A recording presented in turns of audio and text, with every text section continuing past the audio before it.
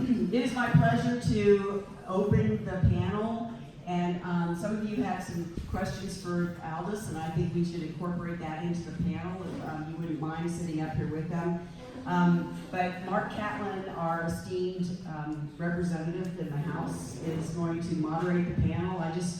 I don't know about you, most of us all know Mark Catlin. He's, famous or infamous or however you want to say that. But if we have questions, I mean, he as some of you do know, he used to work for the county and was represented us for water rights and some things along those lines. That was before my time. But he is a wealth of resource and information, and I'm always knocked out when you go to the Capitol and you hear him speak.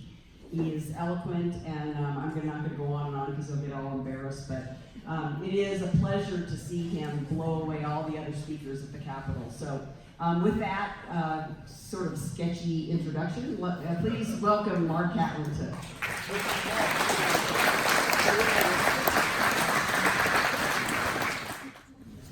Well, I think I ought to probably go home now because I'm not going to be able to live up to that kind of introduction. So, but anyway, thank you, Sue. Thank you. Thanks for everybody being here today. This is it's heartening to come to a public meeting and see people here worrying about water, thinking about water, wanting to discuss water, because I was alive and a manager of water about 10 years ago. And you couldn't have had this meeting then for anything. People were not tuned in. People didn't seem to care. They weren't concerned about what the future might hold. Today, look at it. I think I know there were 140 of you that were registered. No, thank you for doing that. That says that this community has got a future. We've got an opportunity. We're going to have that conversation. We're going to talk about what does the future look like. So just, give yourselves a round of applause for being here. That's a big thing to do. Believe me. Thank you. Well, this is quite a panel up here, and I'm gonna let you in on a little secret. I'm doing something I've never done before. I've never been the moderator of anything. So it kind of throws up, if you want to know the truth. Usually I'm on the panel and I can kind of hide behind them and say, well, you go ahead and you answer that. But here I am today, out here being the moderator. So what I think we'll try to do to begin with is I'll ask them a few general questions. Maybe we can get them all to give you a little bit of insight into what they're thinking. Then, rather than us try to carry the show, let's talk about questions from you. I think that's the best thing we can do in a meeting like this is let the people that are here ask questions. And we'll try to get as many questions in as we possibly can. So, just a second. Do I need to introduce these people? You all know them already? All right, good. I'm just trying to fill for time. I don't do much off of notes, but this one is one I'm going to do off of notes. The first question that I'd like to ask the panel, and to give it a little thought, is what do you envision the future of water to be in the state of Colorado within the next 10 years? So if each one of you would like to address that for us, we'd appreciate it. When I think about the future of water in Colorado, I think what really comes to mind is collaboration and cooperation. It's hard to say exactly what things will look like. As we've discussed a lot today, we're looking at an uncertain future. We don't know what the hydrology will look like, but I think that what we can do is try to all get along and do our best to plan for that uncertain future. I think that's what I've got. Let's hear from Steve Anderson. He's been pretty quiet today, all day. I think all of you know him. He's the manager of the Uncompahgre Valley Water Users. And he sits on the CWCB board and represents you at that august body. And he was my locker partner in high school. I could envision two really different scenarios. I think the big task that we at this table have is educating our public. When I look at the past election with Proposition DD failing in Montrose County, Delta County, Mesa County, I'm very concerned. Without funds, we aren't going to be able to protect ourselves, is what it amounts to. We've heard the discussions today about hydrology. That is an unknown, but we ought to be prepared for that unknown. Proposition DD does provide a down payment on our water plan. It's not enough. The estimates are that we need $100 million a year. Proposition DD at the high point says it will generate something like 30 million. If we get those funds and we can develop our water supply, our infrastructure, then we got a good chance of providing the same type of service to the water community that we see right now. If we don't, and it's your choice, it's our choice as citizens, if we don't get those funds, we're going to struggle. All right, thank you. And Andy, have you got any input on that? I do. I was trying to let everybody else speak since I already spoke so long. But I would say that at least in the 10-year horizon, probably the change that we see, and this is really statewide, and it's not a new change. It's the growing urban centers encroaching physically into our ag land and taking water from our ag land. And we've been yelling and screaming about water coming out of ag on the West Slope, because that's my job, and I'm happy to continue to be the advocate for that. But I look over at the South Platte and the Arkansas at those agricultural operations, and I see the great and growing cities on the Front Range buying up ag water over there as well. It's not a solution in the long run. We need food, we need fiber, we frankly need the communities that depend upon that economic output. And so Amy's right, we talk a lot about collaboration, and there is a tremendous amount of collaboration within our state about these issues. But we really have to find a way to absorb the population, because we're not locking the gates, and do it in a way that makes more sense from a water use and land use perspective. And that's throughout the state. And so I'm an optimist. That's why I took this job. And I would say that I think we will figure it out. And I think there will be some, in any process like this, there will be points of great conflict and noise and discussion.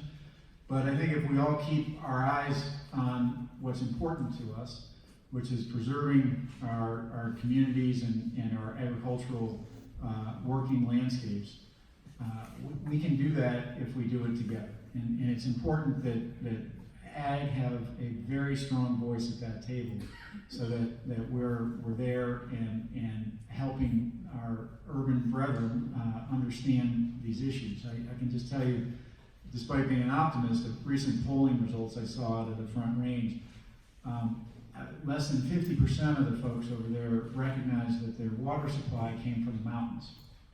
Most of them thought it just came from that reservoir down the road. So we've got a lot of work to do, but I think we can do it, and I think we can have a future that succeeds for our rural communities as much as it does for those cities. Thanks, Andy. And Aldis, I'd like you to weigh in on that too. Thank you. Hard to follow up on Andy. I guess I'll draw it down more into what I've seen just since I've been on the Western Slope with the Weather Service for the past 12 years. I've noticed more collaboration and working together, people talking together, events like this that I wasn't invited to, or they weren't available when I first came out here. And so that, to me, it seems like a positive, and it seems seems like if we continue that and working together and communicating, that will help us as we move into the future. And then just with our agency, we are working on forecasting. We continue to work on weather forecasts, trying to make them better, and the outlook's that way. I know we all laugh about them, I get that. But think about 30 years ago and compared to how our weather forecasts are now. There's a big difference in what we have, the technology that we have to use. And the same thing goes with water and water forecasts. And my agency, the agency I work with, the Colorado Basin River Forecast Center, does forecasts for this area. And they're always trying to improve, and there's improvements that are being set in there. So in the next 10 years, I see us improving that and hopefully giving you better data so you can make better decisions. Well, thank you. I was feeling a little bad about it because I thought maybe you'd get left out. But the audience didn't want to leave you out. The questions that came up here came from them in regards to climate. So I'd like to ask you a couple of questions. First one, temperature changes have been mentioned a lot. Are the temperatures measured as annual daily averages or average peak temperatures, or what?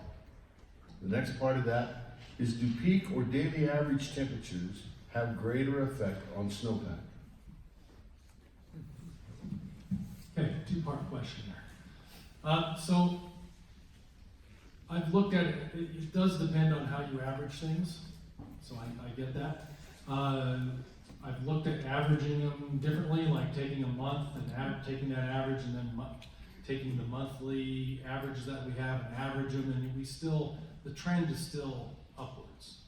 And there's all sorts of things that go into this. We look at where the location of the site is, and is the town encroaching on that? Is there buildings and streets and other things that are encroaching on those sites? So I've also looked at other sites, like up on the monument or up on some of the national parks. You take some of those sites where there isn't the building around them, and so you try to look at that, and they're all indicating that same trend that way. So yeah, it's slightly different on your values, but the trend is still there, either way you do that. And let's see, the second question was daily averages, or how, if we increase the temperature and how that affects snowpack. Sure. It was interesting, one of the things I brought up was precipitation is either staying the same at some sites or slightly increasing over the last 30 to 50 years. And but then we have to dig down a little farther. So how is that precipitation falling? And when is it snow or is it rain? And so you may have the same amount of precipitation, but if you're having more rain than you are snow, then you don't get the benefit of it falling at a certain time and then melting off at a certain rate into your reservoir that then you can manage easier. The rainfall may be harder to pull into the system that way and be utilized. So that does change on how you would manage your water system, because you're getting earlier melts or you're raining later in the fall. So. All right, thank you. There's a question back for the panel. This is not a silly question. It says, how can farmers and ranchers help the current water situation and the future? I think the question means, what can be done on a local basis that will help with the future shortages and those kind of things? I'd like to get all three of your feelings about that. Ready? Russ? We've done a lot. I look at my family farm. In the 50s, we put in concrete ditches to extend our water to places that we weren't farming. And of course, we've continued to update there with the pipe and the water from the head gate to the farm and using plastic irrigation pipe. What that allowed though is the farm to be more productive. We didn't use less water, we used the water more efficiently, and it promoted all of that. That easy, low-hanging fruit, for the most part, as far as conservation, is gone now. And all the farmers in this valley are doing the same things that my family did, and we're reaping the benefits of that. There are still other things we can do. I think about the cover crop and soil health, and making that water, providing that water the opportunity to do more for us. That's just one example. That there's more efficient irrigation practices that we're seeing in this valley, drip irrigation and the sprinkler systems.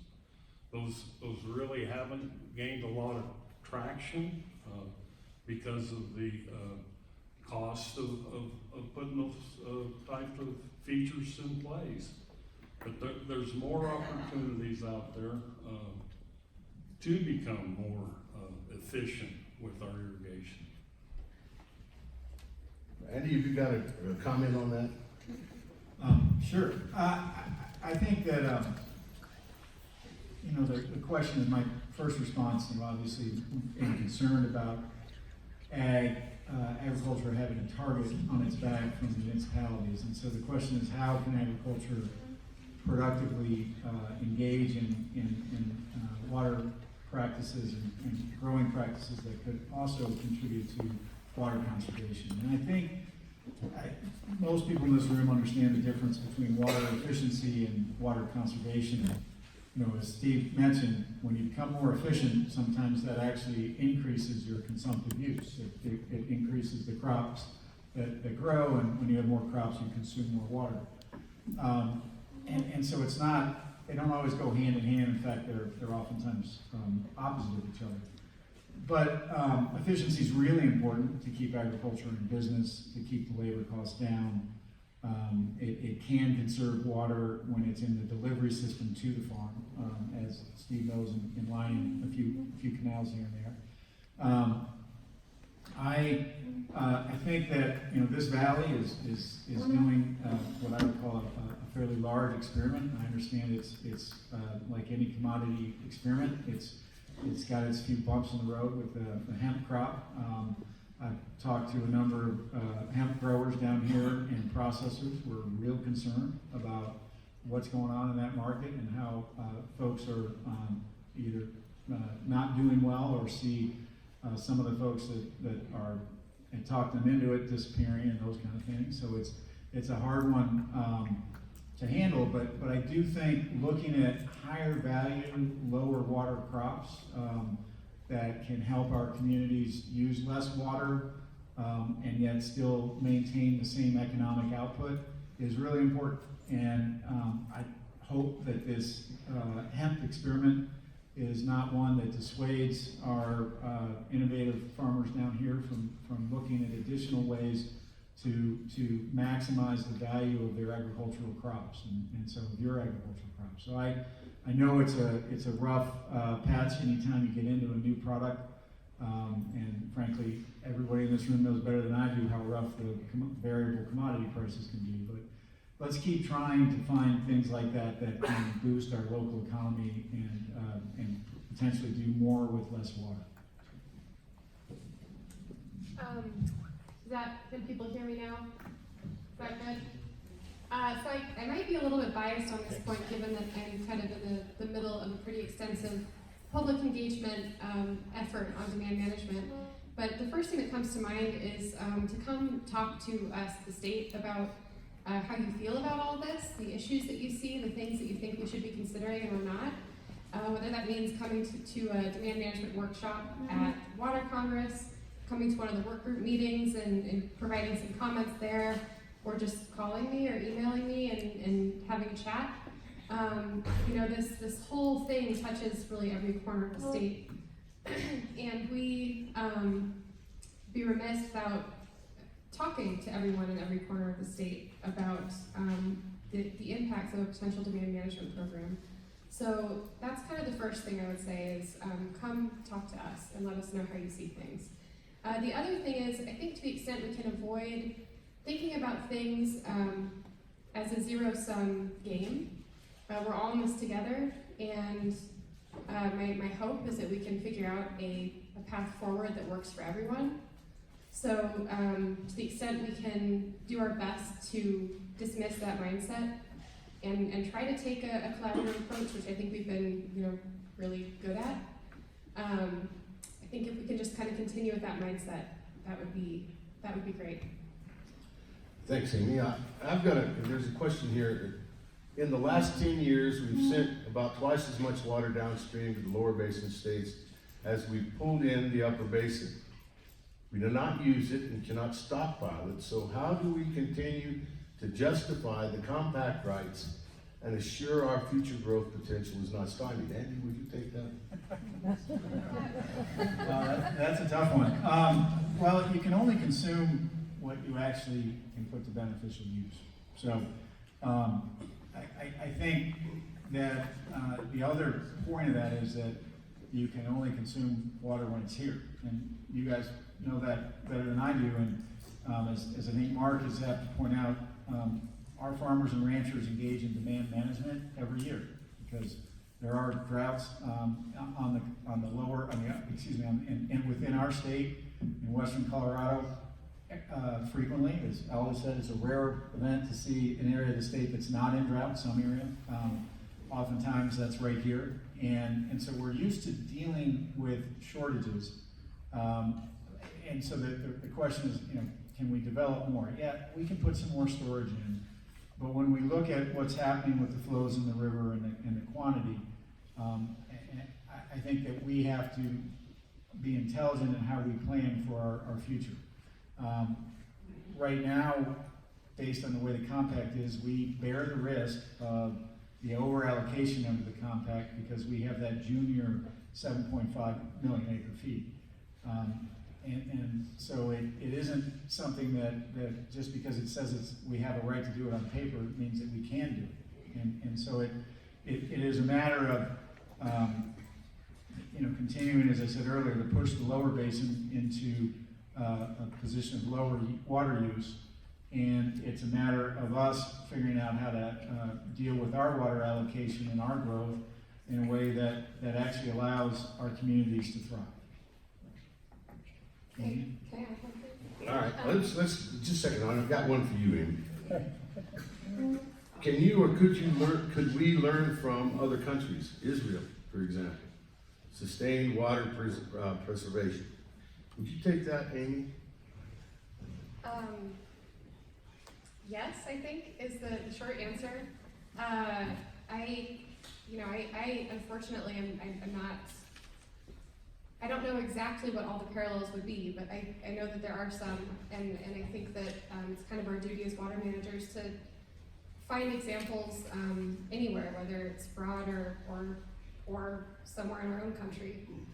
So yes, and you know, if I can just add really quickly onto something Andy was saying, I just want to say from a state perspective that we are very aware of lower basin overuse, whether you call it the structural deficit, whether you call it just they're using too much water, more water than they have available.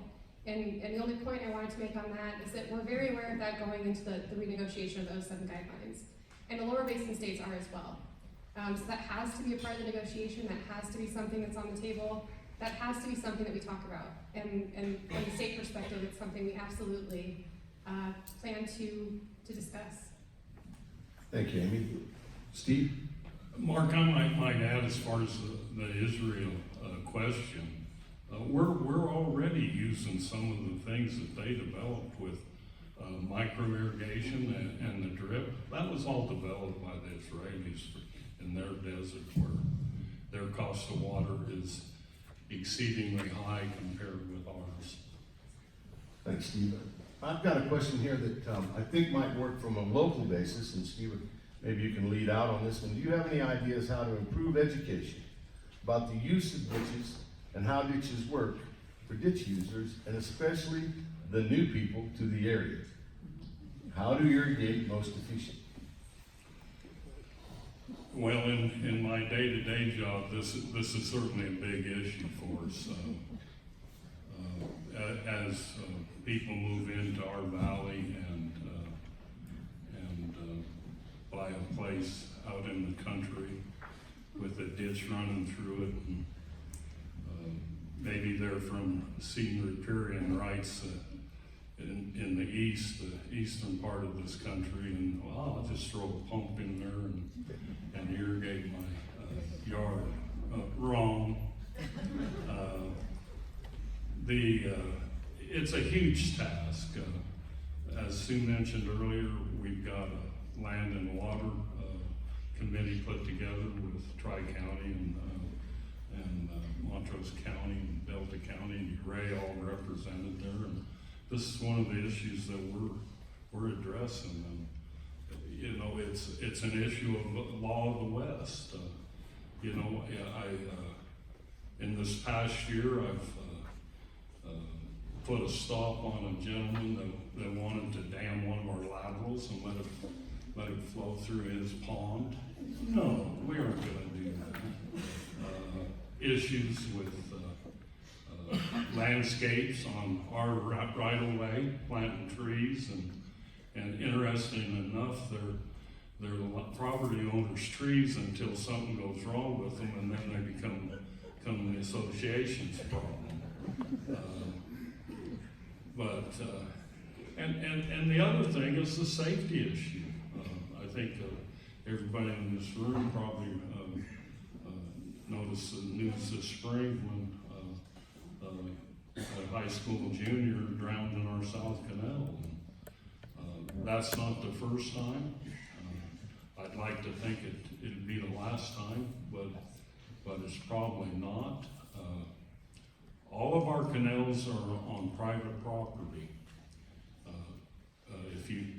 If you're an irrigator, you have the right there to go and clean your headgate and so forth, but they're not a place to play, and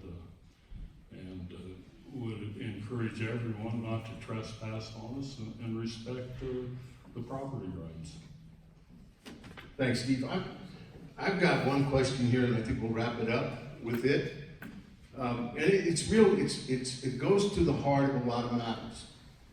Where does the hobby farmer, rural lifestyle person interest lie in overall water use picture?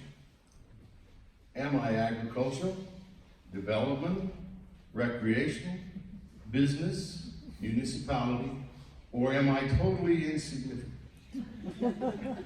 This is a really good question, because things are changing. We do have smaller plots of land.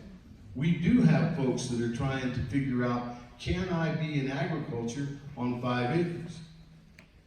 My answer to this is you are very significant, because these are the kind of people that can probably afford to do some of these conservation practices and make yourself available with NRCS, with the CSU here at the fairgrounds. Get some information, because there are things that we can do. Converting from open ditch to sprinkler, some of those kind of things that will help with what you call hobby farm. Because, you know, there's a lot of crops that are out here today that started out as a hobby.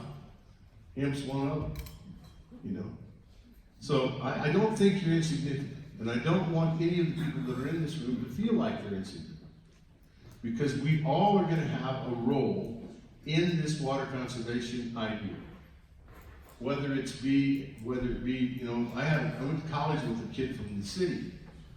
And I talked to him a few days ago, and he told me, you know, Mark, the only thing that I remember learning in college was really what? He said, yeah, I came to your house and yeah, I remember.